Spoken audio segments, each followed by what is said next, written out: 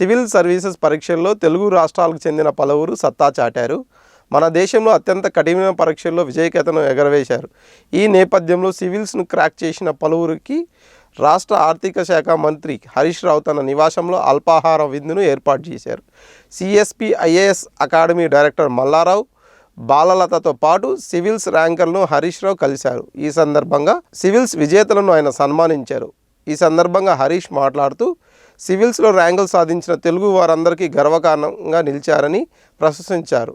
స్వయంగా ఐఏఎస్ అధికారిని అయిన బాలలత హైదరాబాద్లో ఐఏఎస్ అకాడమీని ఏర్పాటు చేయడం చాలా గొప్ప విషయమని చెప్పారు. ఇప్పటి వరకు ఆమె 100 మందికి పైగా సివిల్స్ విజేతను తీర్చిదిద్దడం మనందరికీ గర్వకారణమని అన్నారు. గత 8 ఏళ్లలో ఐటీలో తెలంగాణ అద్భుతమైన పురోగతి సాధించిందని రాష్ట్ర ఐటీ పరిశ్రమల శాఖ మంత్రి కేటీఆర్ అన్నారు. హైదరాబాద్లోని గచ్చిబౌలిలో టెక్ మహేంద్ర కార్యాలయంలో 21-22 ఏడాదికి ఐటీ వార్షిక నివేదికను మంత్రి కేటీఆర్ విడుదల చేశారు. తెలంగాణ రాష్ట్రం ఆవిర్భావం నుంచి ఇప్పటి వరకు సాధించిన పురోగతిని వివరించారు. కరోనా మహమ్మారి ప్రభావం వల్ల గత ఏడాది అంచనాలను మించి రాణించామన్నారు. ఈ కార్యక్రమంలో ఐటీ శాఖ principal secretary Jayesh Ranjan, TIIC MD Venkatarama Reddy, US council general Joel Reifman, Telangana state technology services chairman Jaganmohan Rao, వివిధ ఐటీ సంస్థల ప్రతినిధులు పాల్గొన్నారు. జీటీ వెంకటేశ్వరరావు గారు, రమాదేవి గారు, రాంప్రసాద్ గారు, ఇంకా వేదిక ముందున్న మన ఐటీ రంగానికి సంబంధించిన పరిశ్రమ ప్రతినిధులు, అదేవిధంగా పాత్రికేయ మిత్రులు, to all the friends from the media and all the representatives of various industry bodies including HYSEA, Manisha, we have representatives of NASSCOM, AmCham, we also have representatives of CREDAI, we also have representatives of various other bodies. I would like to acknowledge and thank all of you for participating in this event. More importantly, to those of you who I have not acknowledged, my apologies in advance. I think your participation is what makes this kind of eclectic and beautiful. Thank you very much for joining us today. Before I begin to talk about last year's numbers, I would like to quickly thank the entire team of IT department. I think they and the entire industry, of course. I think for doing a stellar job over the last 8 years. I think all of us together have been able to ensure that Hyderabad and the flag of Telangana kept flying very high over the last 8 years. So I think my entire team deserves a huge round of applause. And to Jayesh and the entire team, my compliments to all of you for working really hard and working, especially through the pandemic, I think, where lots of people were uncertain, lots of people were not sure of what lied in store, and my team was just a text message away, just a WhatsApp message away, and we were able to respond promptly, address a lot of issues, work with you, work together with the industry in ensuring continuity of services without any disruptions. Now, as most of you know, I think last 8 years, especially since we are reaching the 8th year tomorrow after the formation of the state of Telangana, most of these 8 years we've interacted number of times, and I'm sure most of you will agree that it has been a very symbiotic, synergistic and congenial kind of engagement with the industry. That's how we've seen the industry grow, prosper, create employment opportunities, create wealth for the state, and also grow in terms of numbers. In fact, last year has been nothing short of stellar. It is, like Jayesh Ranjan said, it has surpassed even our expectations. For the year 21-22, Telangana has had a phenomenal growth in the IT and IT-enabled services sector, with an increase of 26.14% in the ITES exports, which is an astounding number. The previous year's numbers back in 2021 were 1,45,522 crores in terms of exports from Telangana. But this year, we have reached a total of 1,83,569 crores, which I think is an extremely impressive figure. But what's even more impressive, if you ask me, is the number of employees that have been added in this sector over the last 1 year. And remember, let me remind you, this was in the middle of a pandemic, when people were working from home, when there were a lot of apprehensions about people losing jobs, etc. Employment in the ITES sector has increased by nearly 24%, 23.78 to be precise. And I think this is extremely impressive because nearly 1,49,506, and almost 1.5 lakh new jobs were added during 21-22. Now, just to give you a sense of a comparison as to how well Telangana has done compared to the rest of the country, I think I'll just give you those figures. As per the estimates of NASSCOM, over the last 1 year, approximately 4,50,000 new jobs have been added in the country, out of which 1,50,000 have been added in Hyderabad. So 1/3 of new jobs in the country, I think coming from Hyderabad is not a mean achievement, is not a mean feat. And also let me point out another thing. I just mentioned that Telangana grew at 26%, 26.14% over the last year in terms of IT exports. I also have to compare it to the national average. Of course, the national average also includes our numbers, but the national average, national export average, is at about 17.2%. So Telangana is almost 9% above the national export average, which goes to show you how well we have performed over the last 1 year. Let me also just quickly give you another reference point so that you can appreciate and understand how well Telangana has performed. In 2014, on the 2nd of June, when the state was formed, the IT exports from Telangana were at about 57,258 crores. So we have grown by more than 300%, more than 3 times. 57,258 then to 1,83,569 now, which I think is tremendous, and I think it is definitely something that you will all appreciate. Let me also tell you the numbers in terms of how many people were directly employed in the IT sector back in 2014. Back in 2014, the total employment in the IT sector, direct jobs, was 3,23,397. But now, after this latest report that has come out, it is about 7,78,121. So nearly 4.54 lakh new jobs have been added in the last 8 years. So that again is a humongous growth over the last 8 years. Of course, in fact, there was an estimate as per the United AP back in the day in 2014. We were expected to reach IT exports as a united state of 2,09,000 crores by 2035. 2,09,000 crores of IT exports by 2035 was I think even the mic system appreciates this. Is it working? Am I audible? Yes. Okay, good. Glad. So the export figures were expected to reach 2,09,000 crores as a united Andhra Pradesh by 2035, 13 years from now. But we are already, as per the ITIR estimate, the ITIR, when it was formulated by the UPA government back in 2013, they had estimated that this number would be 2,09,000 crores by 2035. But we are 13 years away from 2035, and I can proudly tell you that we are almost there.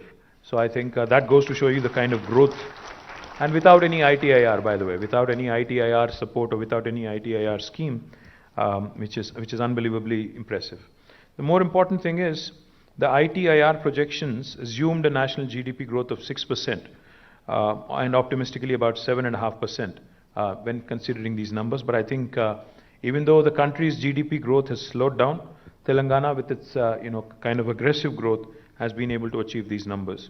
So I think my compliments to the entire industry for performing extremely well, to HYCIA, to NASSCOM, to all the chambers of commerce who are gathered here. My compliments to all of you on your fantastic growth story, to the representatives from BFSI sector, to the representatives from mobility sector, to the representatives from other industry vectors who are already here. And more importantly, from my personal viewpoint, I think what's even more important. CM KCR రైతులకు చేసింది ఏమీ లేదని YSRTP అధ్యక్షురాలు షర్మిల అన్నారు. 8 ఏళ్ల పాలనలో 8,000 మంది రైతులు ఆత్మహత్యలు చేసుకున్నారని ఆవేదన వ్యక్తం చేశారు. ఖమ్మం జిల్లాలోని పాదయాత్రలో భాగంగా రైతులతో ముఖాముఖిలో పాల్గొన్నారు. రుణమాఫీ చేస్తానని చెప్పిన కేసీఆర్ ఆ హామీని ఎందుకు మర్చిపోయారని ప్రశ్నించారు. రాజశేఖర్ రెడ్డి గారు 5 సంవత్సరాలు ముఖ్యమంత్రిగా ఉన్నారు. కానీ 5 సంవత్సరాలలో రైతు పక్షపాతి అని పేరు తెచ్చుకున్నాడు. రైతుకు ఏ కష్టం వచ్చినా ఆదుకున్నాడు. రైతుకు పెట్టుబడి తగ్గించాడు, రాబడి పెంచాడు. అందుకే ఆ రోజు వ్యవసాయము పండగ అయింది. ప్రతిరోజు సంక్రాంతి అయింది. రైతుకు విత్తనాల ధరలను, పత్తి విత్తనాల ధరలను తగ్గించాడు. ఎరువుల మీద సబ్సిడీ ఇచ్చాడు. బోర్లు వేసుకుంటామంటే సహాయం చేశాడు. డ్రిప్ వేసుకుంటామంటే సహాయం చేశాడు. పంట నష్టపోతే పంట నష్టపరిహారం ఇచ్చాడు. అది కూడా ఎంత ఎక్కువ ఇచ్చాడంటే పంట పండితే వచ్చిన లాభము కంటే నష్టపరిహారమే బాగా ఇచ్చాడని మా మండలాలు చేర్చండి ఆ రోజున అడిగారు. అలా వ్యవహరించాడు, అలా పరిపాలన చేశాడు డాక్టర్ వైఎస్ రాజశేఖర్ రెడ్డి గారు. రుణమాఫీ చేస్తానని చెప్పలేదు, కానీ రైతులకు ఒకేసారి ఎంత రుణం ఉంటే అంత రుణం మాఫీ చేశాడు రాజశేఖర్ రెడ్డి గారు. మొట్టమొదటి సంతకం పెట్టిందే రైతుల కోసం, ఉచిత విద్యుత్ కోసం. అప్పుడు వరకు ఉన్న కరెంటు బకాయిలు మాఫీ చేస్తూ అధికారం స్వీకరించిన రోజే, ప్రమాణ స్వీకారం చేసిన రోజే వాళ్ళ అప్పులను రద్దు చేశాడు రాజశేఖర్ రెడ్డి గారు. అలా కదా ఒక ముఖ్యమంత్రి ఉండాలి, అలా కదా ఒక ముఖ్యమంత్రి ఆలోచన చేయాలి, అలా కదా ఒక ముఖ్యమంత్రి పరిపాలన చేయాలి. మరి ఇప్పుడు ఉన్నాడు కేసీఆర్ గారు. ఒక్కసారి కాదు 2 సార్లు కేసీఆర్ గారికి అధికారం ఇస్తే కేసీఆర్ గారు రైతులకు ఏం చేశాడు? కేసీఆర్ గారు కౌలు రైతులకు ఏం చేశాడు? కేసీఆర్ గారు రైతు కూలీలకు ఏం చేశాడు? మీకోసం ఏం చేశాడు? మీ గ్రామం కోసం ఏం చేశాడు? మీ కుటుంబం కోసం ఏం చేశాడు? మీ బిడ్డల కోసం ఏం చేశాడు? కేసీఆర్ గారికి ఒక్కసారి కాదు 2 సార్లు ఓట్లేశారు కదా. రుణమాఫీ చేస్తానని వాగ్దానం చేశాడు కదా. మరి చేశాడా? ఎంతమంది రైతులకు రుణమాఫీ అయింది? ఇంకా 36 లక్షల మంది రైతులు రుణమాఫీ కోసం ఎదురు చూస్తూనే ఉన్నారు. వాళ్ళందరినీ మోసం చేసినట్టు కాదా? ముమ్మాటికి మోసం చేశాడు. ఆ రుణం మాఫీ కాకపోతే బ్యాంకులో ఆ రుణం మీద వడ్డీ కూడా ఇప్పుడు రైతులకే పడుతుంది. ఆ రుణం బ్యాంకుల్లో ఉంది కాబట్టి బ్యాంకులు కొత్త రుణాలు ఇవ్వటం లేదు.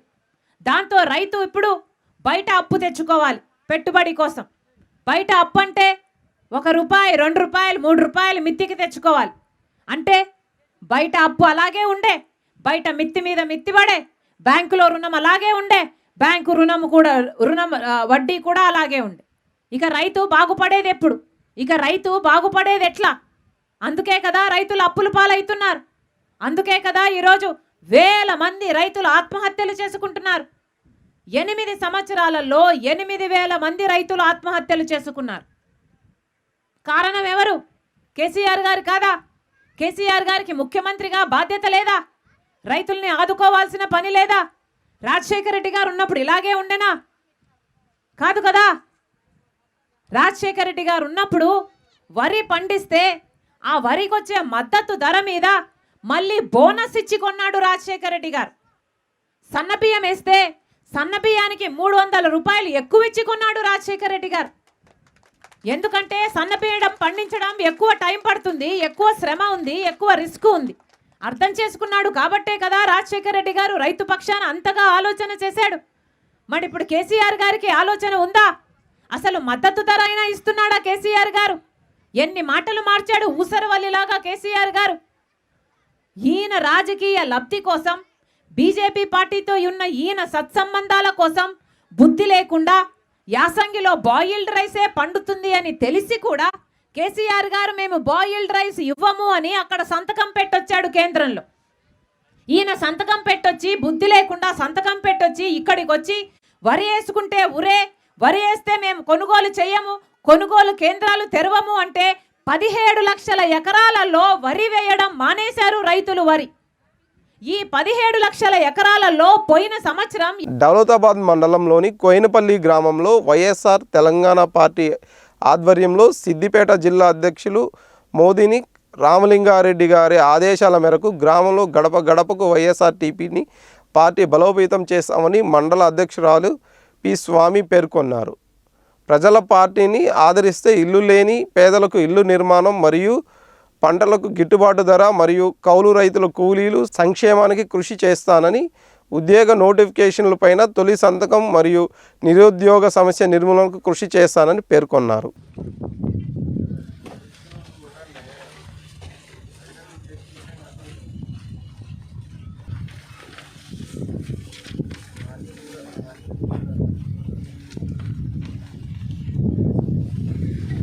వర్గంలోని దౌలతాబాద్ మండలంలోని కొనేపల్లి గ్రామంలో గడప గడపకు వైఎస్ఆర్ తెలంగాణ పార్టీ అనే ప్రోగ్రాం ప్రారంభించడం జరిగింది. ఈ రోజు నుండి పార్టీని ప్రతి గ్రామంలో ప్రతి ఒక్కరికి ప్రతి ఇంట్లో కూడా వైఎస్ఆర్ ఉండే విధంగా పార్టీ కష్టపడుతుంది. మేము కూడా దానికోసం ఎల్లవేళలా కష్టపడడానికి సిద్ధంగా ఉన్నాము.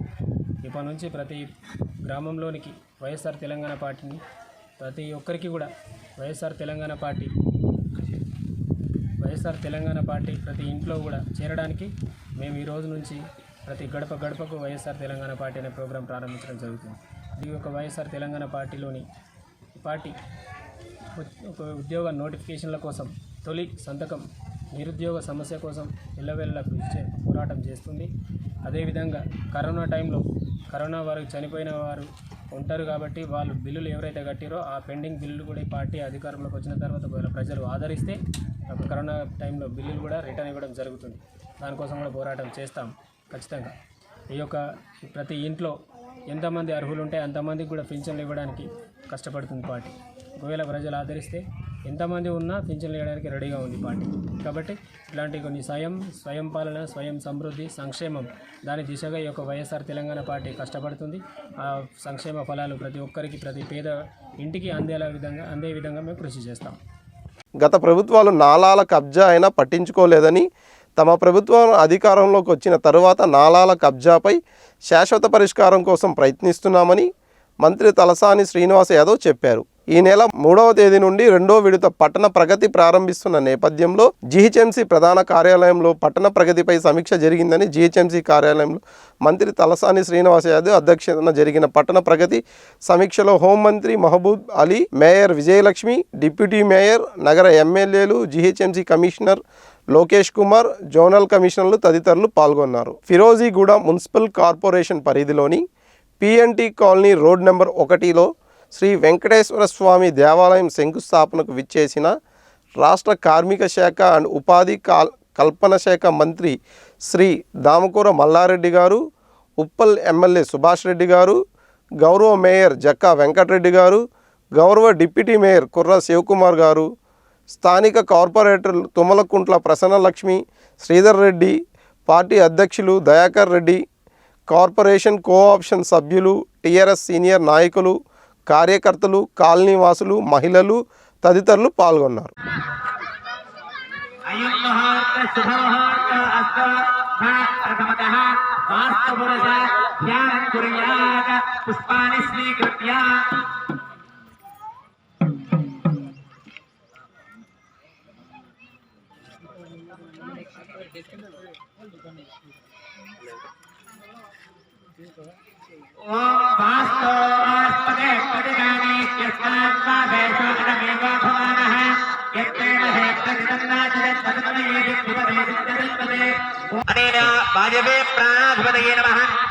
కార్పొరేషన్ పరిధిలో పిఎన్టీ కాలనీలో వెంకటేశ్వర స్వామి టెంపుల్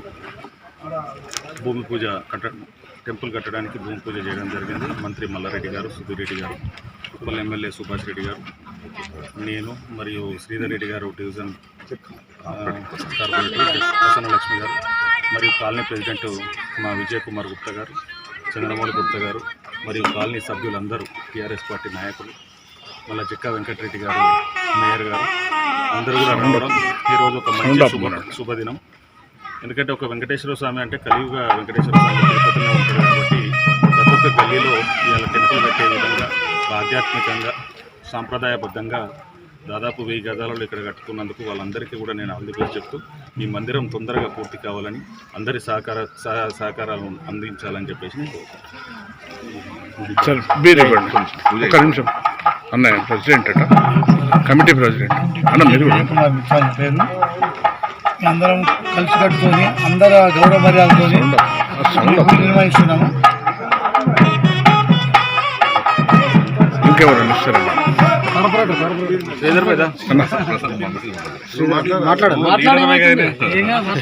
అందరికీ నమస్కారాలు. ఈరోజు కలుగుదేవ వెంకటేశ్వర గుడి శంకుస్థాపనకు విచ్చేసినటువంటి మంత్రి మల్లారెడ్డి గారికి, మా మంత్రి మల్లారెడ్డి గారికి, మేయర్ జక్కా వెంకటరెడ్డి గారికి, డిప్యూటీ మేయర్ పురుషోత్తమ గారికి, తర్వాత మా ఆప్తుడైన ఉప్పల శ్రీనన్న గారికి, తర్వాత మా తోటి కార్పొరేటర్లకు, మా తోటి కమిటీ సభ్యులకు, కాలనీ సుధీరన్న గారికి, ముఖ్యంగా వీళ్ళందరికీ, సుభాష్ అన్న గారికి అందరికీ ధన్యవాదాలు, కృతజ్ఞతలు. వచ్చి వాతావరణం కూడా మంచి స్వామివారు మంచిగా అనుకూలించారు. ఈరోజు ప్రతి విషయంలో కూడా మేము మొదలుపెట్టిన రోజు నుంచి ఈ రోజు వరకు కూడా ప్రతి విషయంలో కూడా స్వామివారి సహకారంతో కార్యక్రమం దిగ్విజయం జరుగుతుంది. ఈ కార్యక్రమం కూడా ఇదే విధంగా ముందుకు పోతుందని మా కమిటీ సభ్యులందరూ కూడా ఏకదాటి మీద ఉండి ముందుకు పోతామని తెలియజేసుకుంటాం. Thank you. ధన్యవాదాలు. రాజేంద్ర నగర్ పోలీస్ స్టేషన్ పరిధిలో హైదర్గూడలోని ఆర్థిక సమస్యల వల్ల రిటైర్డ్ ఉద్యోగి ఆత్మహత్య చేసుకున్న ఘటన స్థానికంగా కలకలం రేపింది. హైదర్గూడ నివాసి సోయల్ సివిల్ సప్లైస్ డిపార్ట్మెంట్లోని పనిచేస్తూ 2016వ సంవత్సరంలో రిటైర్డ్ అయ్యారు. ఆర్థిక ఇబ్బందుల వలన సూసైడ్ నోట్ రాసి నిన్న రాత్రి ఉరివేసుకుని ఆత్మహత్య చేసుకున్నట్లు తెలుస్తుంది. ఉదయం ఇది చూసిన కుటుంబ సభ్యులు పోలీసులకు సమాచారం ఇవ్వగా సంఘటనా స్థలానికి చేరుకున్న పోలీసులు మృతదేహాన్ని పోస్టుమార్టం నిమిత్తం ఉస్మానియా ఆసుపత్రికి తరలించారు. కేసు నమోదు చేసుకున్న పోలీసులు దర్యాప్తు చేస్తున్నారు.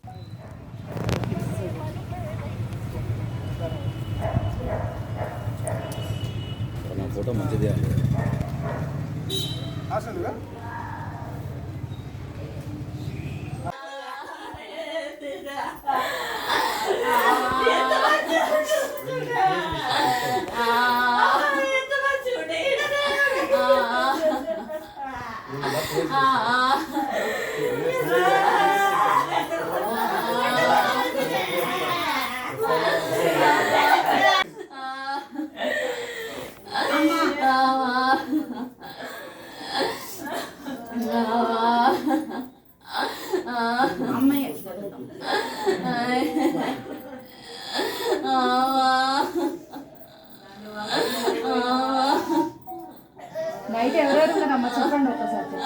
నేను ఆయన పిల్లలు కోడలు మీ కోడలు కొడుకు భార్యనేమో బిడ్డ దగ్గరికి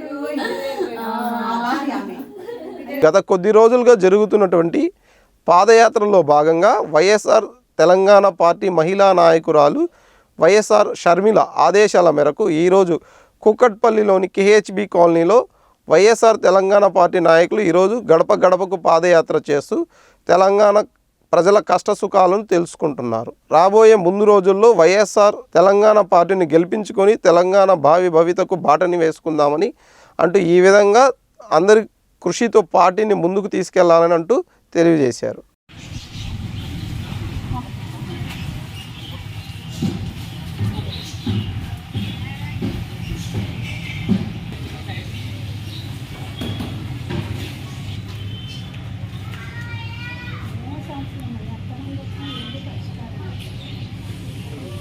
సంవత్సరానికి పెన్షన్ ఇస్తానంటున్నారు, ఇంతవరకు పెన్షన్ లేదు.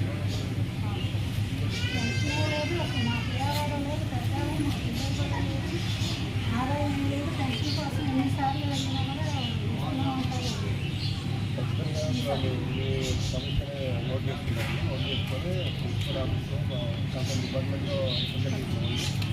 ఒక వారం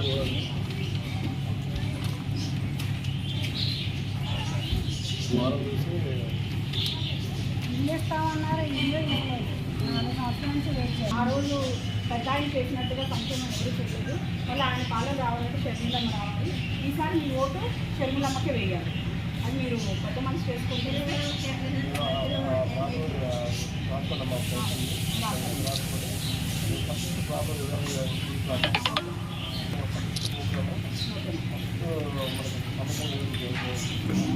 ఓకే.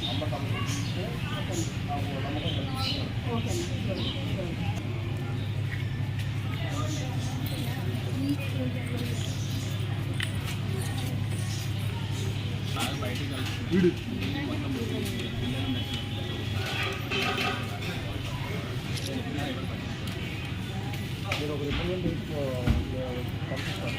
రిప్రజెంటేషన్ తీసుకురాకపోతే మీరు కూడా వెళ్ళండి, వెళ్ళి ఇవ్వండి. వారం రోజులు ఇవ్వండి. వారం తర్వాత కూడా లేకపోతే మళ్ళీ రిప్రజెంటేషన్ 2 వారాల తర్వాత కూడా లేకపోతే తీసుకురాదు కూడా వెళ్ళండి. ఈ ప్రభుత్వాన్ని అధికారులు కలవండి. రాజశేఖర రెడ్డి గారు ఎలా చేశారు, రాజశేఖర రెడ్డి చేసినటువంటి కార్యక్రమాన్ని తెలుగుదేశం పార్టీకి మీరు సపోర్ట్ చేయండి. రాబోయే రోజుల్లో చంద్రబాబు ముఖ్యమంత్రి చేసుకుంటే మనకి సంక్షేమ పాలన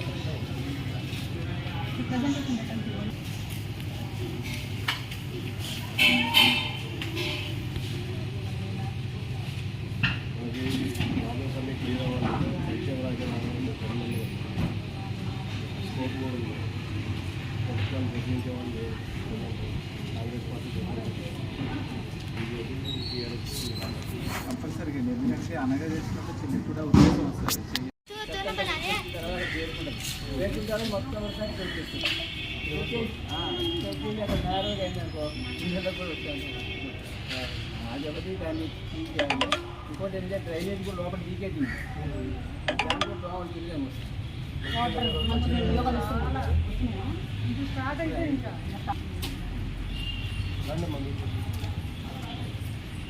ఇంటింటికి వైఎస్ఆర్ తెలంగాణ పార్టీ తీసుకున్నాం. ఈ సమస్యలు తెలుసుకొని ఫస్ట్ దాంట్లో కూడా మీ దగ్గర నుంచి స్టార్ట్ అయ్యాం కాబట్టి మీ ప్రాబ్లం రిజాల్వ్ అయింది. వైఎస్ఆర్ తెలంగాణ పార్టీ ఆవిర్భవించినప్పటి నుంచి ఇప్పటి వరకు అనేక ప్రజా సంస్థల మా పార్టీ అధినేతలు పోరాటాలు చేస్తూ వస్తున్నారు. ఆమెకు మద్దతుగా మేము కూడా పోరాటాలు చేస్తూ వచ్చాం.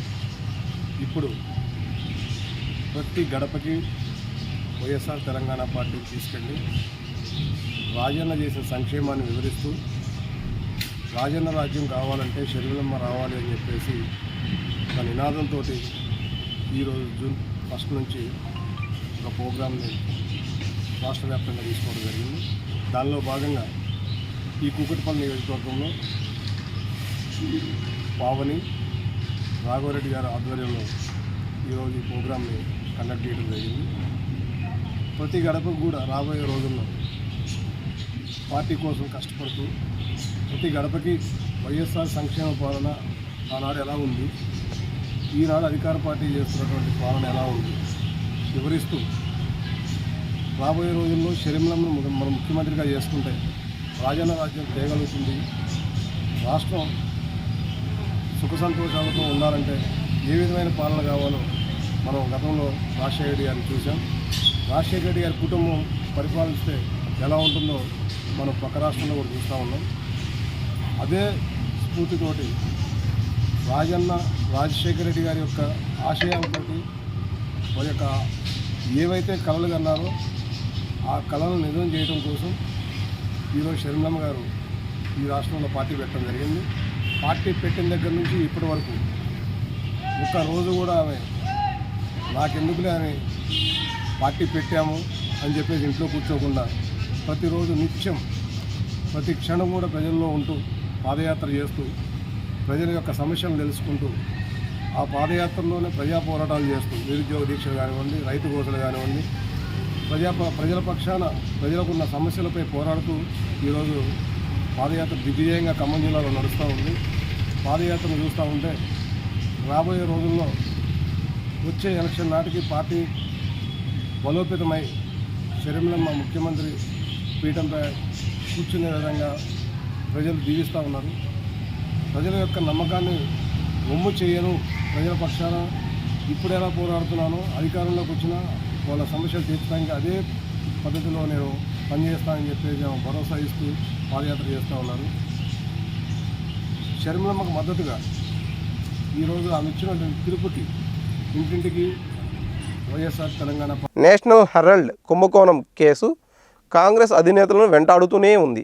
తాజాగా ఎన్ఫోర్స్మెంట్ డైరెక్టరేట్ సోనియా మరియు రాహుల్ గాంధీలకు సమన్లు జారీ చేసింది. విచారణకు రేపు హాజరు కావాలని ఈడీ నోటీసులు పేర్కొనడం దేశ రాజకీయ వర్గాల్లో సంచలనం రేపుతుంది. 2015 సంవత్సరం దర్యాప్తు సంస్థ మూసివేసిన నేషనల్ హెరాల్డ్ కేసులో ఎన్ఫోర్స్మెంట్ డైరెక్టరేట్ ఇప్పుడు విచారణకు రావాలంటూ సమన్లు జారీ చేయడం విశేషం. తెలంగాణ కాంగ్రెస్ పార్టీ చింతన్ శిబిర్ కార్యక్రమం ప్రారంభమై 2 రోజుల పాటు జరిగిన ఈ కార్యక్రమంలో ఉదయ్పూర్ డిక్లరేషన్పై చర్చించనున్నారు. ఈ సందర్భంగా మల్లు బట్టి విక్రమార్క మాట్లాడుతూ తెలంగాణ రాజకీయ పరిస్థితులను కూడా పొందపరిచి పార్టీ అధిష్టానానికి నివేదిక ఇస్తానని పేర్కొన్నారు. మొత్తం 6 అంశాలపైన చర్చించనున్నామని, వీటిల్లో రాష్ట్రంలోని అన్ని అంశాలు ఉంటాయని తెలిపారు. ఇవి ఇప్పటివరకున్న అప్డేట్స్. చూస్తుండండి ప్రజావాణి.